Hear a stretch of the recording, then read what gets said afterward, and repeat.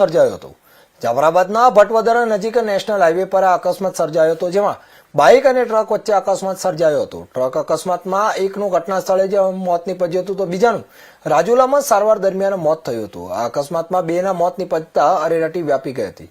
National હાઈવેમાં માટીના બનાવેલા પાળાને કારણે ફરી એકવાર આ અકસ્માત સર્જાયો હતો। છેલ્લા 5 વર્ષથી અનેક અકસ્માતો થવા છતાં નેશનલ હાઈવે પર તંત્ર નિંદ્રાધીન હાલતમાં છે। બોક્સ કન્વર્ટમાંનું કામ શરૂ ન કરીને માટીના પાળા બનાવી દેતા સર્જાય છે આ અકસ્માત। મૃતકોના નામમાં જાણીએ તો રમેશ સાંકટ નાગેશ્રી તેમજ મનુ સાંકટ નાગેશ્રી હતા।